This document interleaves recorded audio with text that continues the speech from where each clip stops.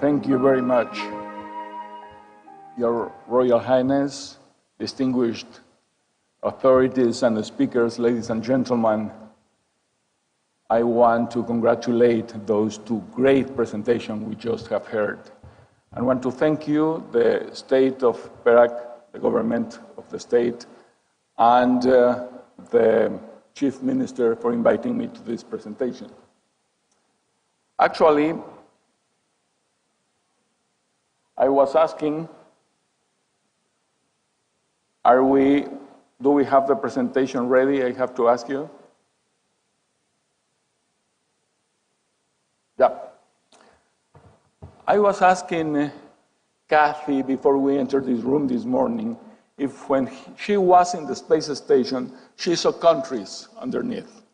And she said, no, of course we didn't. And the reason is that we only can see cities from the space.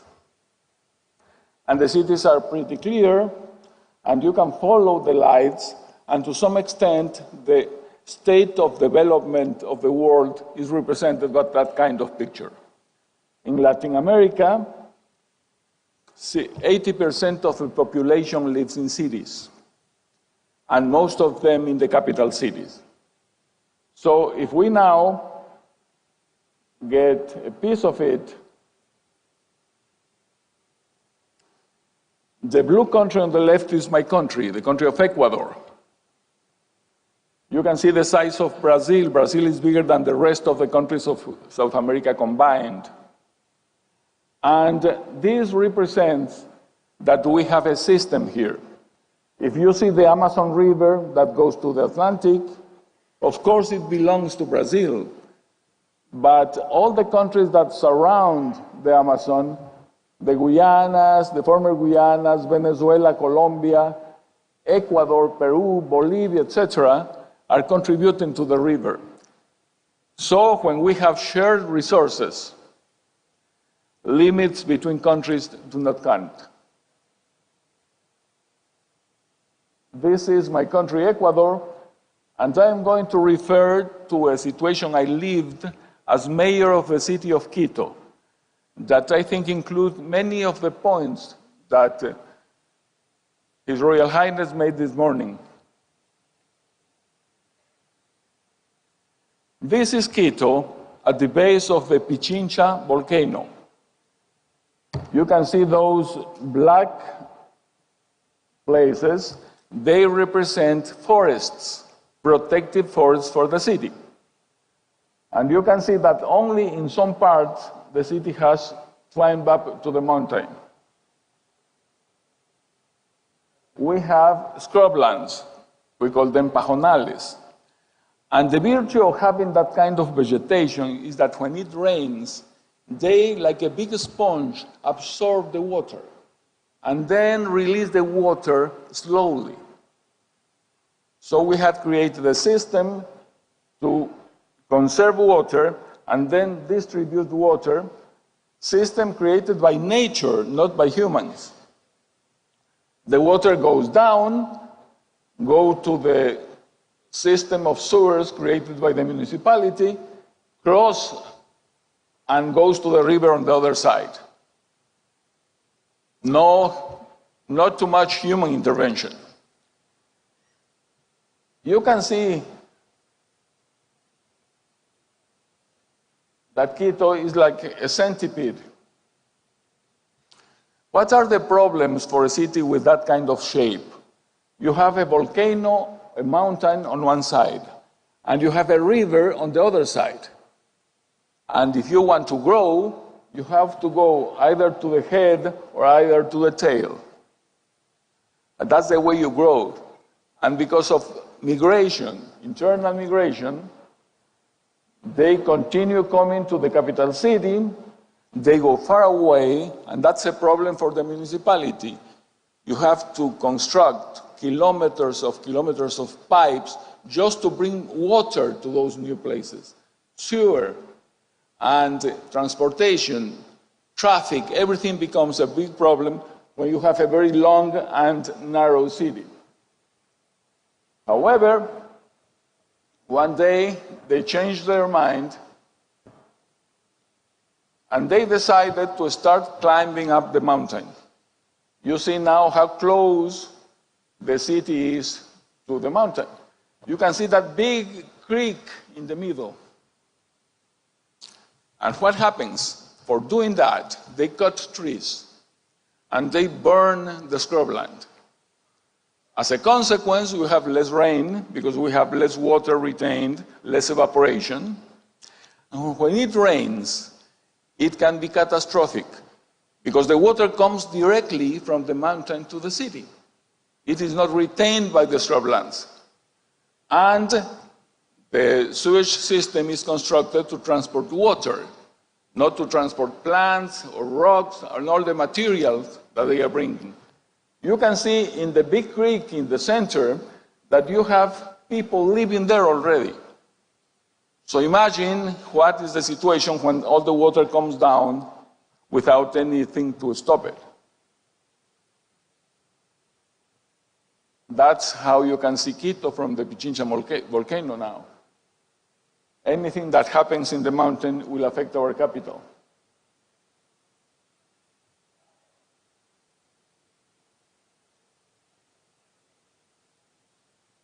So the first thing that we decided to do were public works. We had to construct small walls on top of the mountain to deviate the water, to make them make some twists to avoid coming down directly. We need to find somebody to finance that. It was the Inter-American Development Bank that did it. Then we needed education. You need to explain to people what they can do and what they shouldn't do even if they can do it. That creates critical thinking. That creates a sense of community. So they started talking and organizing themselves to avoid that in the future. Many of the problems of migration are created by national policies, by policies of the national government, not of the city or the state government. However, the cities ended up receiving all this information and all this influence.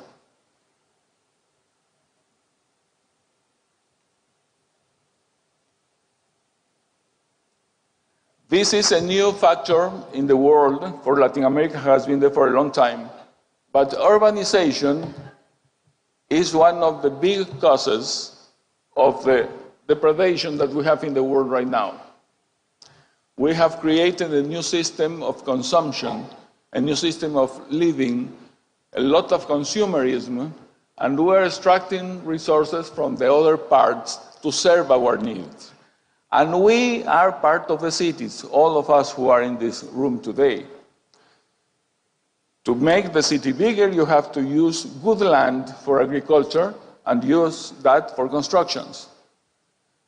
You have to bring people that was working in farmers before and now just come to work in the city.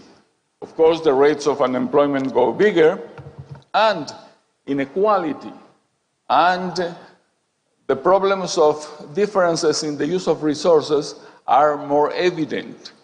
There are certain neighborhoods that are well served with all the utilities, with all the facilities, but you don't have enough money to bring all those services to all the new barrios. When I compare the work of a mayor in a city of the first world with the work of a mayor in a city of the developing world, you see, in the first world, you use your resources to improve the quality of life. You think about new parks, about better conditions of life, etc.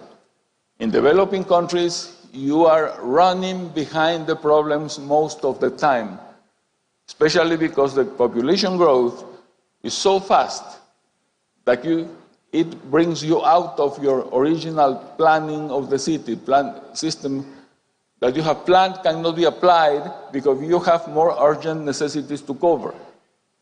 So that's a big difference and very bad for us. To prevent a disaster or a problem is cheaper and more natural than to remedy the problem. Can you imagine we invest a lot of money to create those walls in the mountain? just to produce the same effect that we had before created by nature. Just because we burned the scrublands, we had to create the walls. It would be easier, cheaper, more natural, just don't do that. However, it's a good way of thinking, but we cannot make that real. Then comes the problem of the solution, connected with sustainable development, as we have heard. You need the technology, you need the innovation, you need the capacity, the technical capacity to do things. On the other hand, you need the money to pay for it. On the other hand, you need what I call the CUCO test. CUCO for Cultural Compatibility Test. That solution that you are implementing, how well connected is with the reality of your country, with the culture of your community.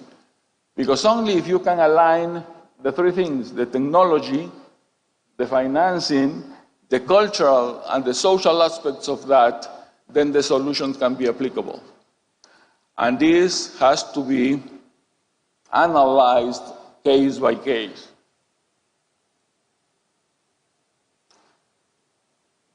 We cannot talk about sustainable development just quoting one anecdote after the other. We need a systematic approach. We need to think as a system that involves all these elements and all these factors. When my Minister of Environmental Issues, a woman that was the first woman from the Southern Hemisphere to be nominated President of the World Wild Fund internationally, started to talk about these things in my country and trying to get some people to support her cause. She heard something like one man saying, I love ecology, and I support your policies because I love to go fishing. The other said, I support ecology because I love the flowers in the spring. And do not confuse ecology, a systematic approach, with gardening, which are just some examples or showings of special circumstances. So, when you have a system, how do you assess the value of a system? And I had this problem, not as mayor of Quito, but as president of Ecuador. In that red zone called the Yasuni, 1 square kilometer in that part of my country has more biodiversity than the totality of the United States and Canada combined. 1 square kilometer. Of all the zones in the world that have been analyzed and explored, this is the richest from a biodiversity point of view. So the logic says, preserve that for the future. On the other hand, Ecuador is a country dependent on oil. Oil represented at that time about 50% of our exports, and 50% of the money that received the national government to pay for everything, contractors, public works, salaries to teachers, the police, etc. So you have one need to preserve the pristine jungle that we have. On the other hand, the need for development. And you have pressures on both sides. We have had that problem before in another part of my country, which are the Galapagos Islands. People saying, increase development, allow more tourists, put this wonderful thing easy in the calendar for tourists to visit. People in the island saying, give us roads, give us electricity, give us development. We are citizens, we are not second-class citizens. And you have, on the other hand, all the ecological movements saying, don't touch it. And you have pressures on both sides and arguments on both sides.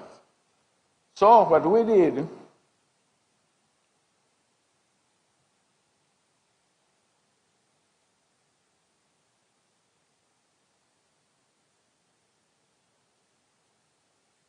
Not moving. No. You have heard that power corrupts, and I say that PowerPoint corrupts absolutely.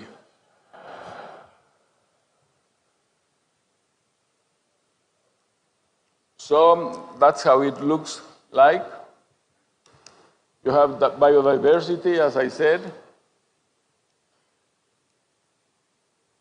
And you have the human element. Some tribes that have chosen voluntary isolation. They don't want to be contacted. They want to continue living as they have been living for centuries, millennia probably. What do you do in those cases? How do we know that they don't want to be contacted? Because they have killed some missionaries that came to try to bring them to civilization. What is the ethical thing to do? What is the right way to think about that? What are the values and the criteria that you should use? So, trying to solve the problem,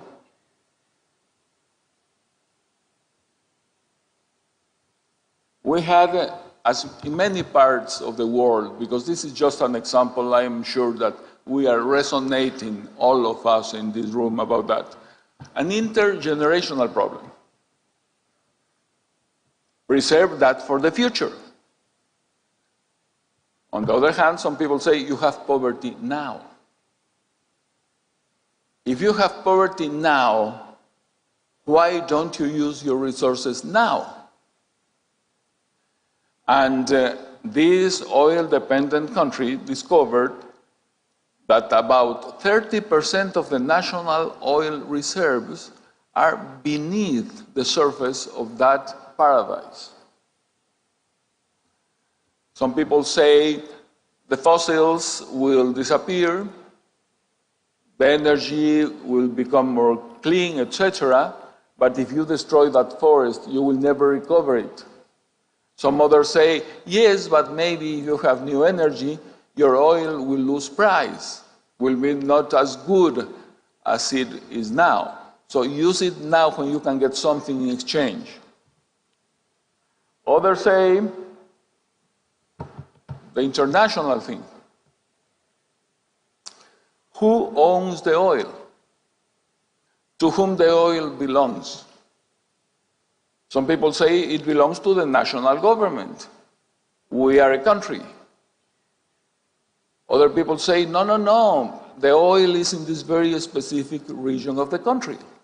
So the inhabitants of that region, the tribes of that region, could have the first right over that oil and the first decision to make about it.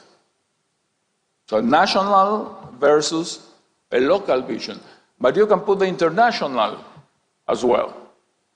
And you can have oil companies saying, we have signed contracts and we have to respect the rule of law, and the contract that we have signed says that we have the right to exploit that. So you have many different actors, interests, perspectives, arguments. Then you have a problem with the time frame. In public office, you have a time frame of, let's say, 4 years. In 4 years, you win an election, you have to produce something, develop to the people, get an evaluation, and finish your term. It's very clear. So those are political calendars. If you are talking about biodiversity, you are talking about evolutionary calendars. That's a completely different way to measure time. That brings a lot of uncertainty.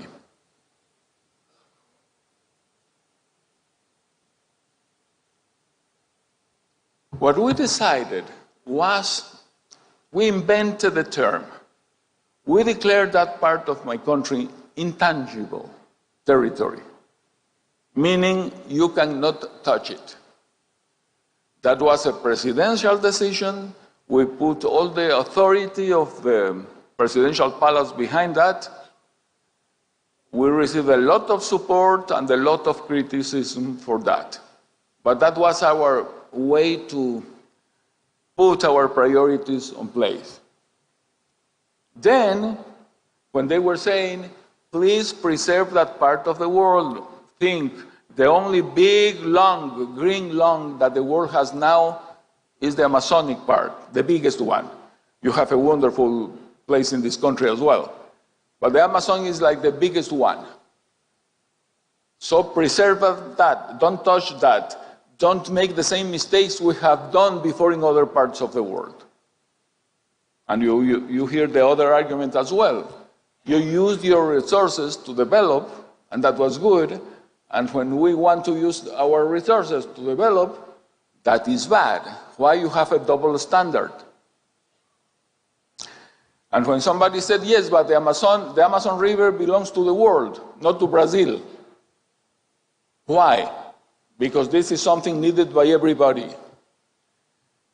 A minister of Brazil at that time said, I agree. So when something is needed by everybody, it should be the property of everybody. I don't have any problem with that concept. Let's start with oil. The world needs oil. Why oil does not belong to everybody? So that's the kind of argument that we always have. So we said, okay, we will not use that oil. We will not touch that. But help us with some kind of compensation. So we were calculated the amount of tons of clean air that we were offering to the world each year just by keeping things as they are. Let's give some value to that. Let's try to calculate, and please, the developed nations, etc., help us paying part of that price. We are not asking for 100%, but give us something so we could produce some well-being for our people. Unfortunately, the lip service was enormous. The real contributions were almost non-existent. We said that in the previous case, it's applicable here. You have ecology versus development. Ecology versus poverty. You have ecology versus elections. People want to vote for people that will attend the needs they have. There's a saying in the United States, I think it is very precise, that says that politics is about answering the question, what have you done for me lately? That's the question for the candidate. What have you done for me lately? And when you have elections and you are preserving the forests, etc., instead of saying, here's the school, here's the road, here's the health center, you have nothing to offer. And ironically or tragically, maybe your opponent that is saying, I will use those resources, can win the next election and destroy whatever you have done, because people are more practical in that sense. So, that's a composition that I think represents the alternative. Do you keep the river or convert the river in the sign of money?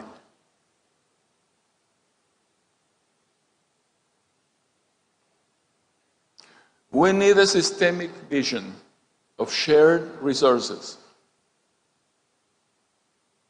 National frontiers for many problems in the world are useless. It's a way of thinking imposed by men and women in their heads that many times have nothing to do with reality. We have had a problem with Peru, our bordering nation, and we have had wars many times in the last years. We finished that in 1998. We signed a peace treaty that, in the words of President Bill Clinton, open quote, solved the longest source of international armed conflict of this hemisphere, close quote. Some of the questions that I have received are, when you signed the peace treaty, the people in the region living in the Amazon jungle, where did they get their passports to travel? Answer, they don't travel. They live in the Amazon, they feel very happy there. It is not in the frame of their minds to travel international. To whom they pay taxes? Answer, they don't pay taxes. They are very primitive communities that live according to their own laws, and we respect that. And for them, the blood connection was stronger than any political limit fixed by a country or an international treaty. They are tribal more than Ecuadorians or Peruvians. And it's very difficult to understand that, again, from the cities, when that is happening in the regions. That is one of the reasons why wars can be so tragic, because they are discussed, they are declared in capital cities, and usually they are fought in the frontiers or abroad. So the people that live where the wars are fought are those that really feel the problems, but the decisions do not belong to them. It's the same with ecology. Decisions are made in national policies in the capital cities, but the inhabitants of the regions that will be affected will suffer the consequences. So we need a systemic view. We were trying to sell air, and this, unfortunately, didn't work. We started a national campaign, an international campaign. It was very well received. We created a lot of national consciousness about the resources, about the importance of preserving them. We got a lot of support from the international community. We were able to incorporate the users, not these tribes that were very isolated, but the rest of them. We used all the presidential power behind it.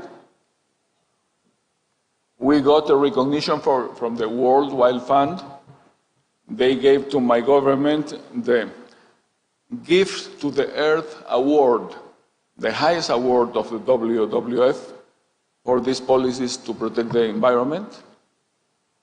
And unfortunately, some years after, the government said, we need more money. And now we are extracting oil from that part of our territory. And the problem is not to extract oil, you can find the technology, etc. But when you open a road, many people come and they try to settle there and they start cutting the trees and everything. So that's something that you can maybe control a little bit, but you will never be able to stop. Conclusions. This is not a black and white situation. It's very complex. The system is complex. And if you do not assume the complexity of all the elements incorporated in it, we are really making a cartoon of the problem instead of trying to analyze it. You don't have always a clear win-win situation. You need to make trade-offs. What is more important? The economy, the social situation of the people, the ecology.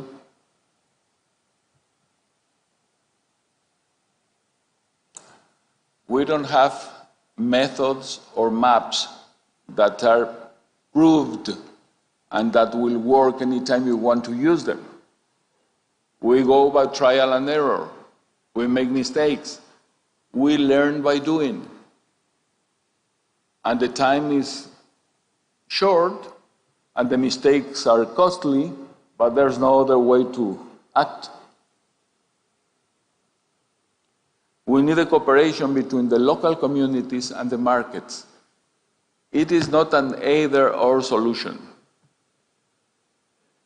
You cannot take the local vision against the markets, or the markets over the local vision. You need to coordinate them.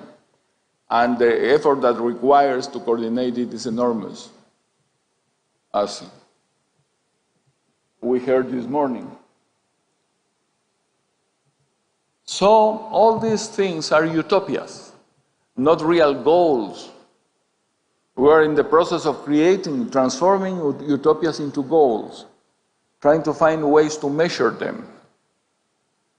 And the utopia, by definition, is something that the moment you come closer to it, goes far, far away.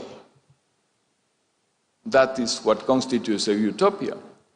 Then somebody said, so what is the merit, what is the value to have a utopia if you know that you never will reach that?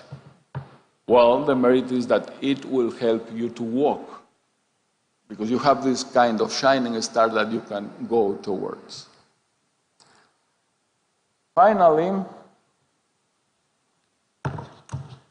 there was a big debate in my country between many groups about the Amazonia. To whom belongs the Amazonia? And the problem was cut as a Gordian knot. Because in front of the people that said the Amazonia belongs to the country, the Amazonian belongs to the community, the Amazonian belongs to the future, the Amazonian belongs to the oil companies, a leader from those tribes living there said, we never asked that question, because we live in the Amazonia. We live off the products of the Amazonia. We live with the Amazonia. So the question that to whom belongs the Amazonia has no sense, because we belong to the Amazonia. We are part of it. It's part of our environment, and we are all in that. And in that sense, we are the crew of planet Earth, as Cathy said, and we have the moral responsibility of working to make this world better in the future, because we belong to planet Earth. Because it is very expensive to put somebody out of our atmosphere. It costs a lot of money. You can send only 3 or 6. What do we do with the rest of the people? But to create a better world for all of them. And in that sense, as in anything else in life, we have to work together. So thank you for inviting me from the other side of planet Earth.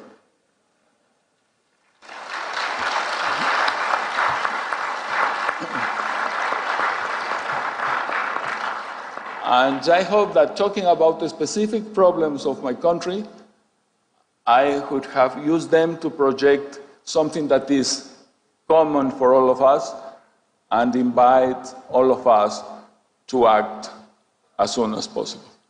Thank you very much.